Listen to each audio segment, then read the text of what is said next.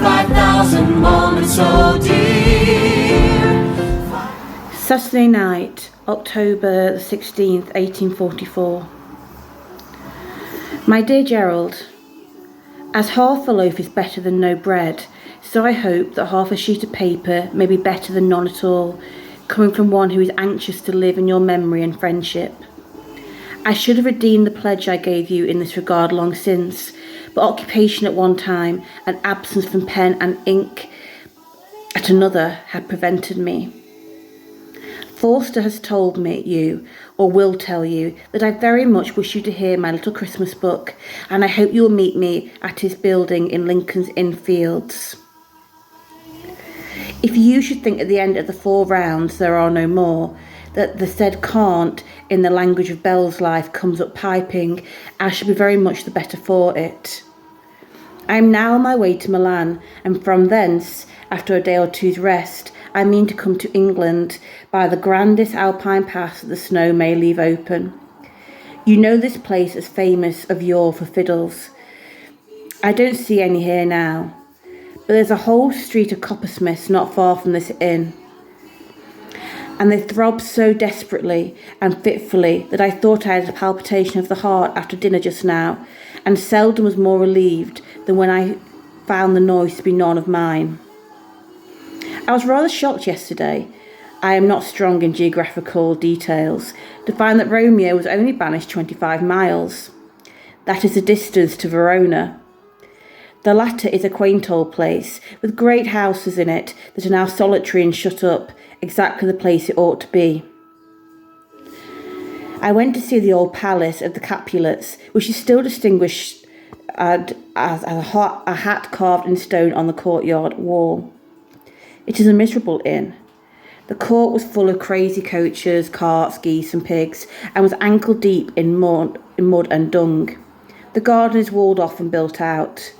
There was nothing to connect it with its old inhabitants, and a very unsentimental lady at the kitchen door. The Montagues used to live some 2 or 3 miles off in the country. It does not appear quite clear whether they ever inhabited Verona itself. But there was a village bearing their name to this day, and traditions of the quarrels between the 2 families are still as nearly alive as anything can be in such a drowsy neighbourhood. It was very hearty and good of you, Gerald, to make that affectionate mention of the carol in Punch, and I assure you it was not lost on the distant object of your manly regard, but touched him as you wished and meant it should. I wish we had not lost so much time in improving our personal knowledge of each other. But I have so steadily read you and so selfishly gratified myself in always expressing the admiration which your gallant truths inspired me, that I must not call it time lost either. So it does go on for a while, so I'm going to stop there, but the letter writer is always your friend and admirer, Charles Dickens. Monday the 23rd of October. Just about to watch Panorama on the trend of well-qualified female breadwinners stealing all of the best jobs. One of which I pray to the Lord in heaven above and all his seraphims I am about to become. Does the solution lie in redesigning the educational syllabus? When I stumbled upon a photograph in the Standard of Darcy and Elizabeth, hideous, dressed as a modern-day lovies, draped all over each other in a meadow, she with blonde hair and linen trouser suit, he in striped polo neck and leather jacket with shoestring style moustache. Apparently they are already sleeping together. That is absolutely disgusting. Feel disorientated and worried, for surely Mr. Darcy would never do anything so vain and frivolous as to be an actor, and yet Mr. Darcy is an actor. All be confusing. And that is, of course, from Bridget Jones by Helen Fielding. Gotta love some Bridget wisdom.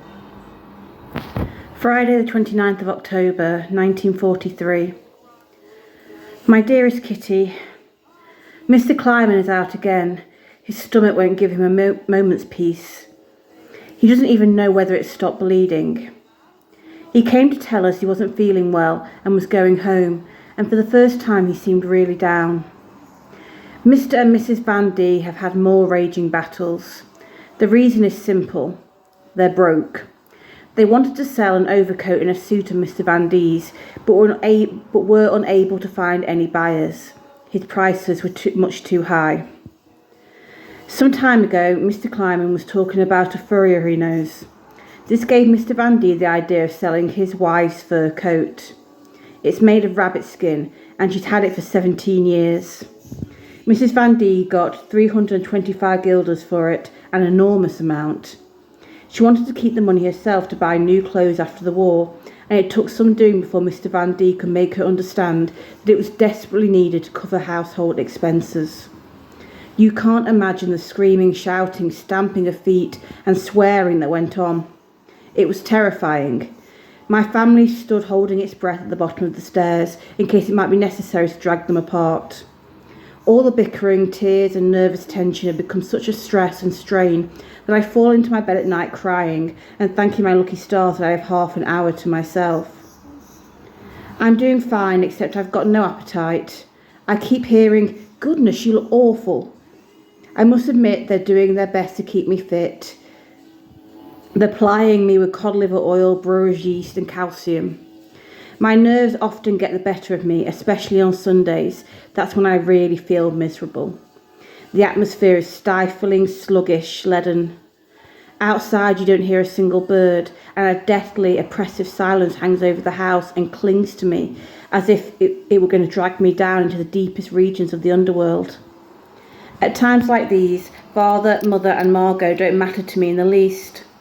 I wander from room to room, climb up and down the stairs, and feel like a songbird whose wings have been ripped off and who keeps hurling itself against the bars of its dark cage. Let me out. Where there's fresh air and laughter, a voice within me cries. I don't even bother to reply anymore, but lie down. Sleep makes the silence and the terrible fear go by more quickly, helps pass the time, since it's impossible to kill it. Yours, Anne. And that is, of course, from the Diary of Anne Frank.